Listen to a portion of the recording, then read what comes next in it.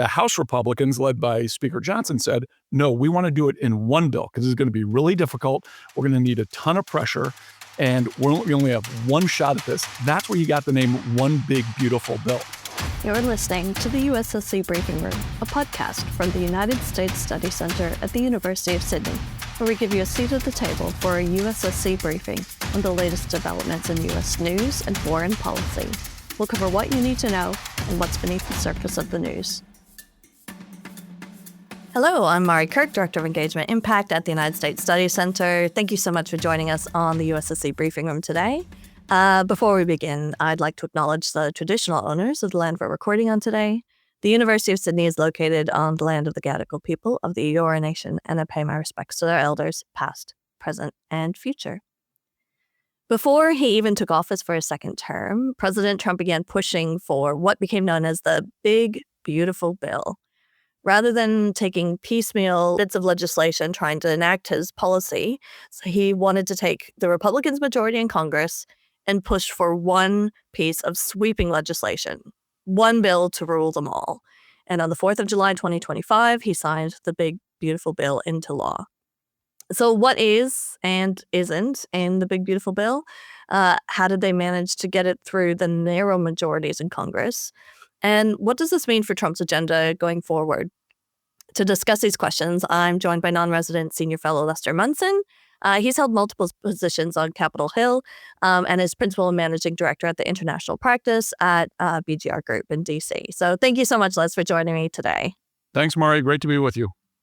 And we'll get your stat at the end of the episode. But to kick off, why don't you tell us about where this one big beautiful bill came from? You know, what was its genesis and how did it turn from a rather Trumpian notion, even the name of it being a very Trump sort of name, and then now into enacted legislation? Sure. Well, it is a very interesting story. If you are a public policy nerd who's fascinated by congressional procedures and the way the U.S. government divides power and that kind of thing, there's several things that kind of coalesce together here to get us where we are. A major factor was the fact that the tax cuts that Donald Trump enacted with Congress in his first term 8 years ago are due to expire at the end of 2025. So there was a deadline for action by Congress of basically this year.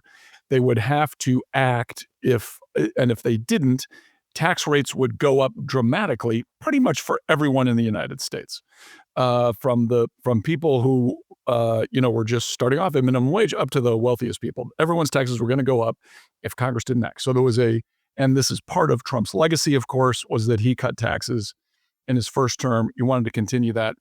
So and then the other factor is the very evenly divided situation we have in American politics, right? Where it's basically 51-49. Republicans are at about 51%. Democrats are about 49%.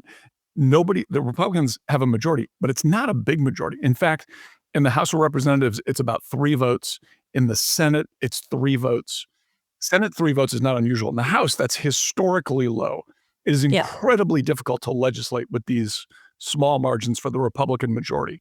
So they knew they were going to have to use a legislative mechanism known as budget reconciliation, which unlocks the ability to pass something in the Senate with a simple majority. That sounds like no big deal. Most of the time, the U.S. Senate, you have to pass a filibuster. Any legislation has to get past a filibuster. A filibuster can only be broken if you have 60 votes of senators. That means it has to be bipartisan, because with Republicans with only 53 senators would need 7 Democrats to vote to end a filibuster to pass legislation. But under this magical budget reconciliation process, you can do it with 51 votes. Now, there are certain restrictions on what can be in a budget reconciliation bill, but it includes tax cuts. It includes spending on certain things, and it includes certain kinds of policies. And there's this person in the Senate, the parliamentarian, who gets to decide what's in order and what's not in order, which is another crazy situation. So you have this esoteric legislative process that is required. And so one of the things that were being debated among Republicans as soon as Trump got elected was, do you do one big budget reconciliation vote, or do you do two? The way the budget reconciliation is structured, you can have two votes in a calendar year, but no more than that. Usually at the most you have one, but you can do two if you really push it. The Senate Republicans got together and said, we want to do two. We want to do two of these. We want to put some of the risky stuff in one bill and the other risky stuff in a different bill, because we're going to need to do different majorities for each one of these sets of issues. The House Republicans, led by Speaker Johnson, said, no, we want to do it in one bill because it's going to be really difficult. We're going to need a ton of pressure, and we only have one shot at this. That's where you got the name One Big Beautiful Bill, because Trump said, I don't really care what you're going to do. But the more this debate went on, the more he realized that Speaker Mike Johnson was right. You just had one shot at it. So it became this One Big Beautiful Bill, which, of course, is a very Trumpy name. And that is basically the origin story for this whole legislative drama that the U.S. has been going through for the last 6 months. Yeah, and I couldn't believe it when, the bill was introduced and then they used the name, the Big Beautiful Bill when it was first introduced. But I was like, oh my goodness. And I was like, okay, yeah, that's smart. Like, that's smart. And Trump is good at branding. So, everyone kind of knows that name and thinks of that name, and they can all talk about it and all their talking points. It cuts through. So everyone kind of knows the Big Beautiful Bill. So anyway, it works, even though it kind of says absolutely nothing about what the bill accomplishes. Correct. So the bill is forecasted to raise, the deficit by like 2.8 trillion US dollars, and cause nearly 11 million Americans to lose health coverage. So how, with these two kind of like disparate things going on, how did they get their fiscal hawks on board with that sort of deficit increase? Because typically you would not think of Republicans, like, yes, they like tax cuts, but to get them to say, okay, we're okay to vote for this thing that is going to increase the deficit by $2.8 trillion. And how can they then sell these, the other Republicans, how can they sell Medicaid cuts to their constituents? I mean, that's usually the third rail for, people in politics. Right. So a bunch of things. I would totally recontextualize this conversation. First of all, $3 trillion increase. The U.S. budget debt, the U.S. debt increasing by $3 trillion over 10 years sounds like a lot of money. In fact, it is not a lot of money. That's $300 billion a year in the grand scheme of the U.S. economy and the size of the U.S. federal government budget. That is really not a lot of money. It sounds like a lot more than it really is, but it's not a lot. It is notable, but it is not any kind of deal breaker. And again, remember, if Congress didn't pass this bill, tax rates go up. So the fiscal conservatives, who, yes, want to cut the deficit, but they also want to reduce the tax burden and they want to reduce the overall size of the U.S. government. So while the debt growing is not ideal for these fiscal hawks, there were other factors that they did like very much. One was keeping taxes relatively low, although the U.S. system is still highly progressive and the wealthiest people pay taxes at a much higher rate than low-income people. So just to level set here, the U.S. maintained, even under whatever people think is a crazy conservative administration and a crazy conservative Congress, the U.S. tax system remains highly progressive by any standard. So we're talking about things in a certain context here. The Medicare cuts, Medicare kind of exploded under COVID, and Congress intentionally pushed more money into these systems because people were losing jobs and they were losing access to healthcare. That, of course, has changed. The U.S. economy is basically back on its feet. It's growing. It looks pretty robust by almost every measure. And so cutting back on entitlement spending, which is what Medicare is, makes some sense.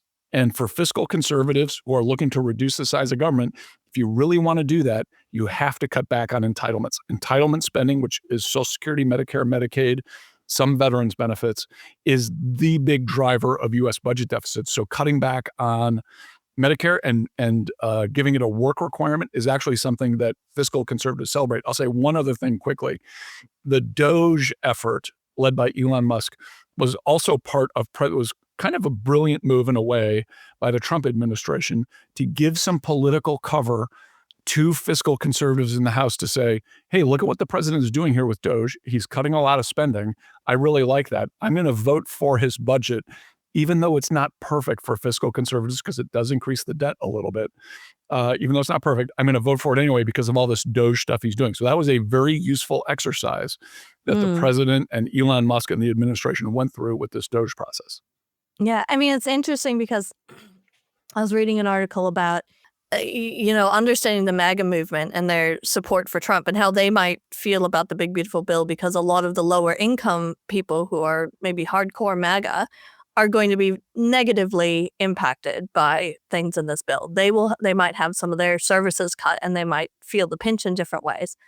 But there was an anthropologist who likes to study the MAGA movement and was talking about how there's, such a view of almost, it has to be Trump.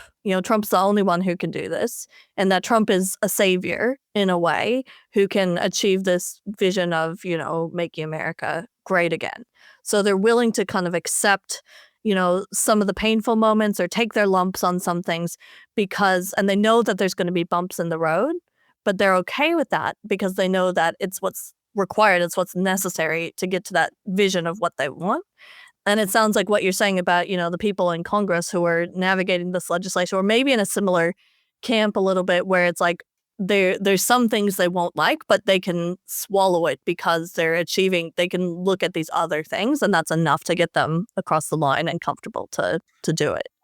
I largely agree with that, Mari. There is a view, a belief in the MAGA movement, if you will. It used to be called kind of the Jacksonian tradition. It's my favorite way of describing it, which is this Walter Russell Mead historical kind of analysis of American politics.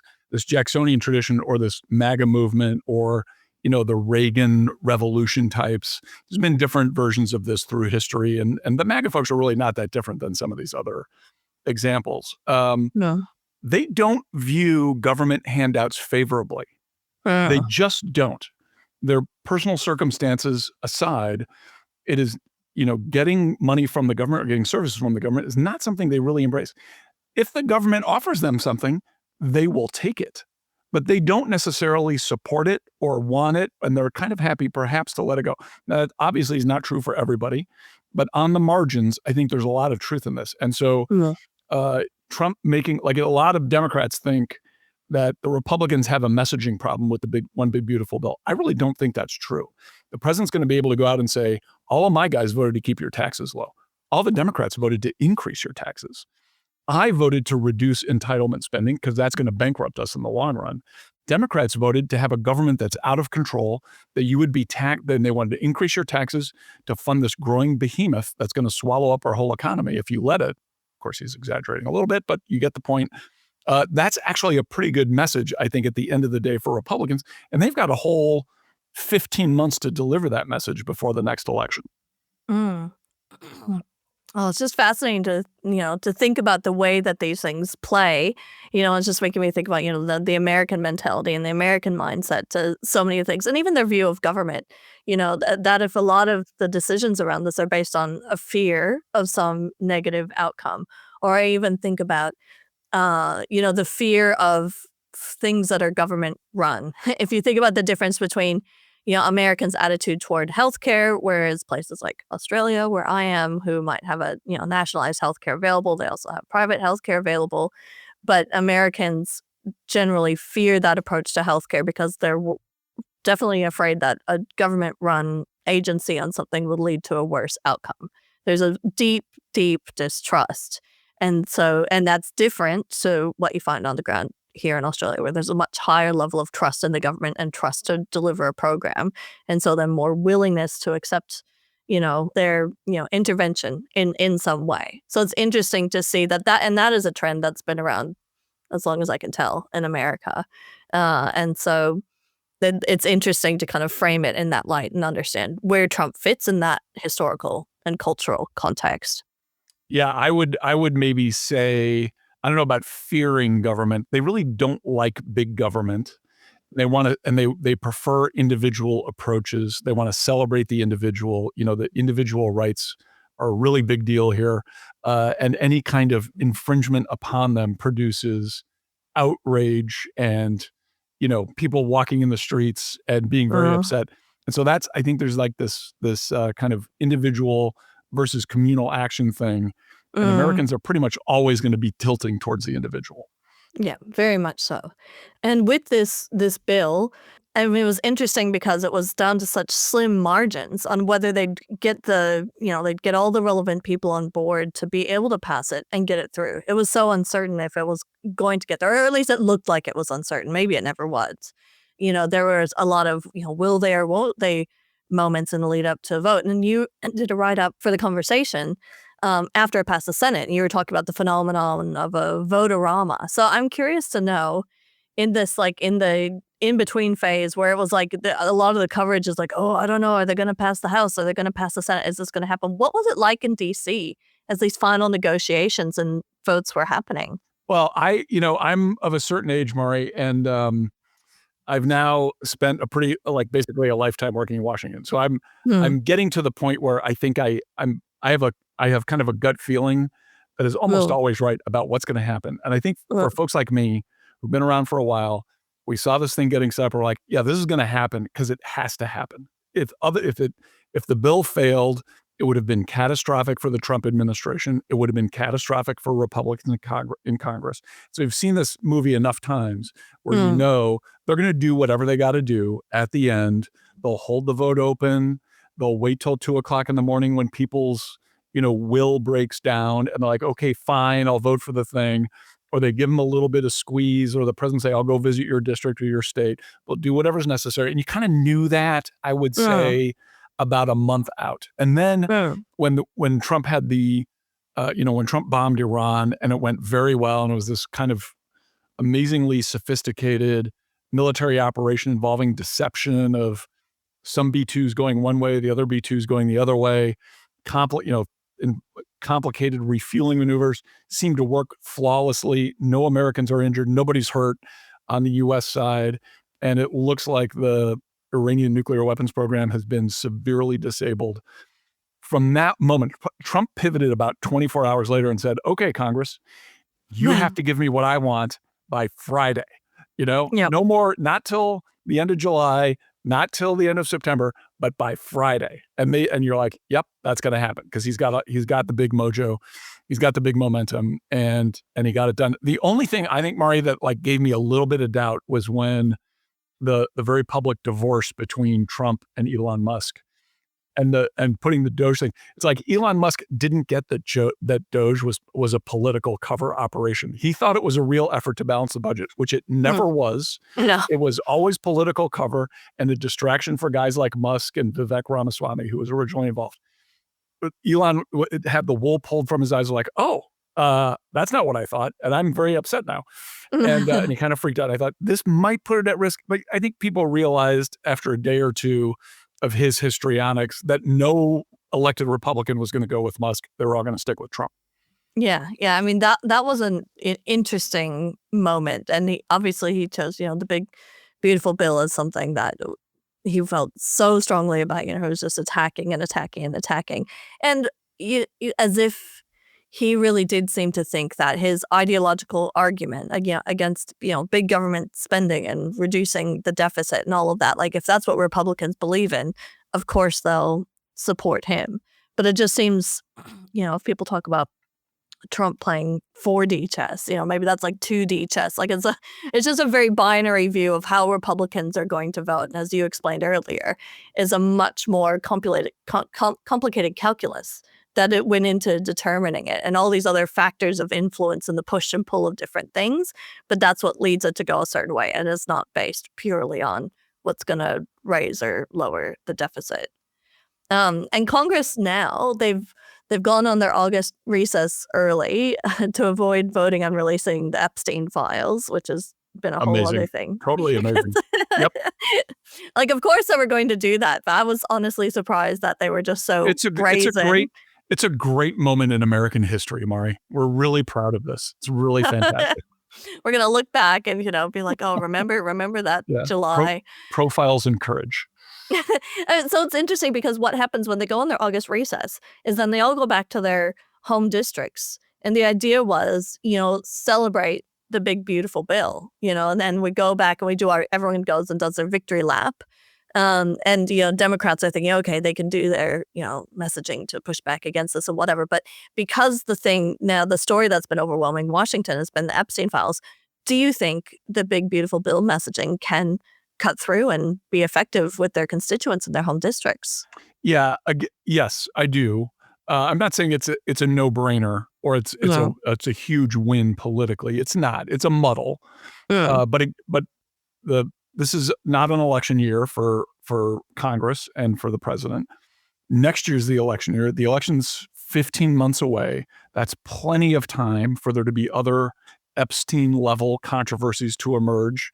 It's plenty of time to message if you're a Republican member of Congress that, hey, I voted to keep your taxes low. The other guys voted to raise them. If you want higher taxes, vote for Democrats. That's a great message for Republicans, I think. And so Mm. if I were a member of Congress, I'd be totally happy, totally comfortable messaging that, campaigning on that. Yes, we had to cut Medicare a little bit. We should have done that. Medicare is not meant to be for everyone. It's meant to be only used under certain circumstances. We're pulling that back to what it was meant to be, and we're making it more sustainable for the long run for the people who really do need it. And that means we're going to Um, have to cut some people off, but those people now have jobs again or a couple of jobs, and they're going to be able to afford their own healthcare. So like there's like a little bit of tough love in that for sure, but these are Republicans. They're kind of used to that. So mm. I think they're actually in pretty good shape. And if I were the Democrats, I'd be very worried about not really having a coherent message that can win over independents and disaffected Republicans. They're still searching for the thesis of what they're going to run on next year in 2026. Yeah, I mean, it feels very much like the Democrats have been doing a lot of trial and error. Like try this and try that. They'll try different messages.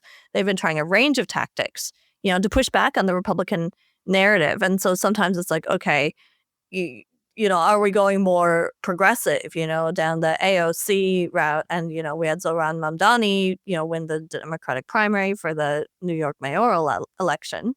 Or should they, reach across the aisle more? And you've got, some of the politicians like Gavin Newsom, going on podcasts that typically were shunned by the left. They're like, oh, we won't go on that. And it's more like, oh, no, we need to reach across. So we need to reach everyone. And so we're going to go there and have our talking points on there. But it's like they're trying this and they're trying that. And I mean, right now they're trying the Epstein thing. And they're like, okay, yeah, release the Epstein files. And they've jumped on that, bandwagon. But do you think what tack are they taking on the big beautiful bill? And do you think that it can be effective in this next kind of period of messaging and what's going to sink in and hit home with constituents? Well, they're gonna have to. I mean, just because of the nature of what they believe in, they're gonna have to hit on the Medicare cuts for sure. Because Mm. they're like, if they're being honest, they're in favor of more government social welfare programs. They are in favor of higher taxes. They're going to have to kind of and they'll say Republicans are, all voted to cut the taxes of the rich, which is kind of true. It's also Mm. true that Republicans voted to cut taxes for everyone because Oh. the tax cuts really are across the board. It's true rich people benefit more because they pay a lot more in taxes than most people. So when their taxes are reduced by 1% versus, a middle class person being reduced by 2%, yeah, it's going to be more money. Um, so they're going to have to campaign on those things. That's not going to win them a big majority, though, especially if the economy is healthy. If we don't get into a recession, and it looks like the chances of that are less than 1 in 3 this year or early next year, then Democrats are going to have a really tough case to make to take back the majority. So they're gonna have to hope for some kind of scandal in the Trump administration, which he is certainly capable of delivering to them, as the Epstein thing is kind of evidence of. Trump is not perfect. He has a ton of flaws. He's never been hugely popular, so he's always going to be a little bit vulnerable if they can find the right attack that's going to resonate with the American people. But kind of going back to the year 1992 and the Mm. Bill Clinton campaign, it's the economy stupid, which was Mm. the great phrase from James Carville, who was at least for one campaign a brilliant political consultant. Mm. Uh, Americans vote based on the economy, and if the economy is doing well next year, I expect to see Republican majorities actually get bigger in Congress. The economy is not Wow. doing well. Democrats could take over the House and maybe even the Senate. Wow. I mean, that would be remarkable if on the midterms the Republicans grew their majority. I mean, I don't know what Democrats would do then at that stage, because No, that would buck the trend so it strongly. would be in serious trouble as a party Yeah. if that Yeah. happens. Yes. That's fascinating.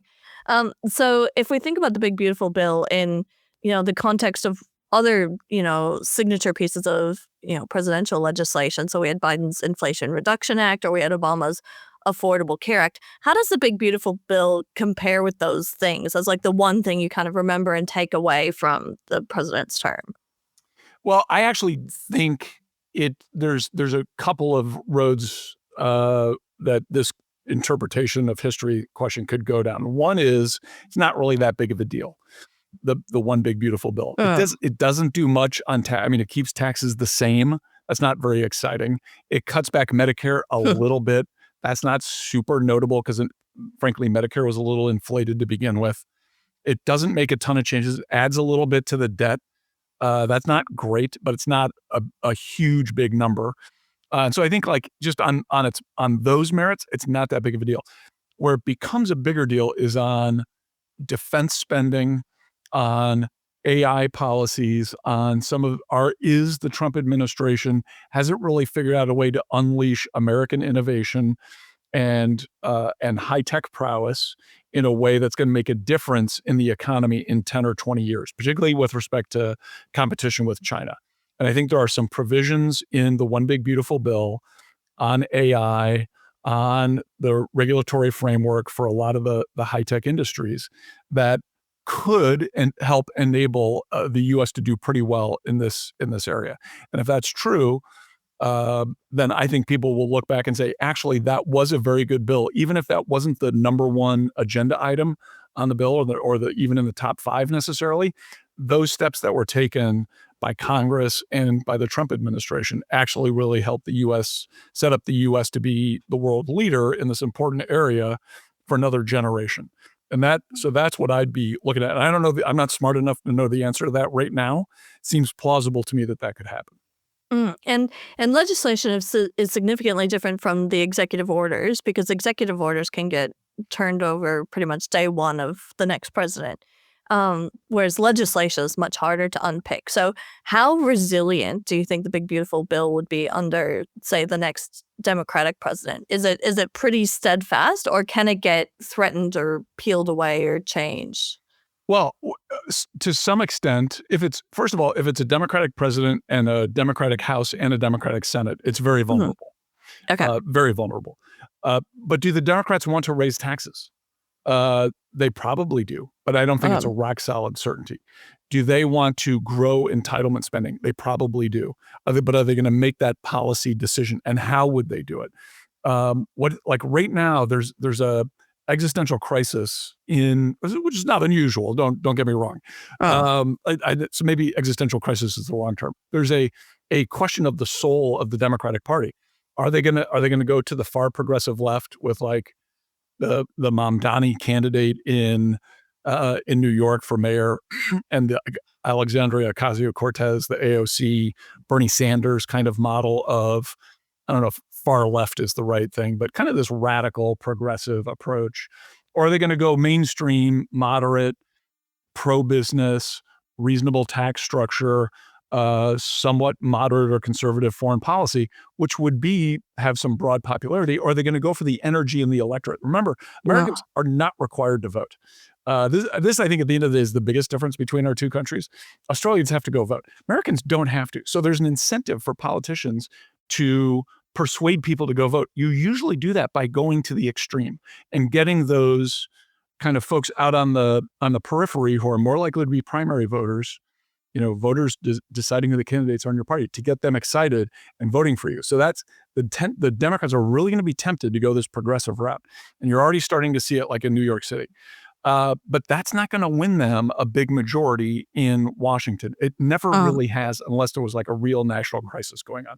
So they're gonna have to figure out a way to keep a little bit of that energy, but also drive down the mainstream and down the more moderate path. And that's going to mean they're going to be a little more modest in their domestic agenda. I don't think the next Democratic president, which could be in 3.5 years, is going to pursue a Biden-like policy of a bunch of spending on green programs Mm. or a bunch of new entitlement spending that really runs the risk of reigniting inflation, which is really terrible for the governing party.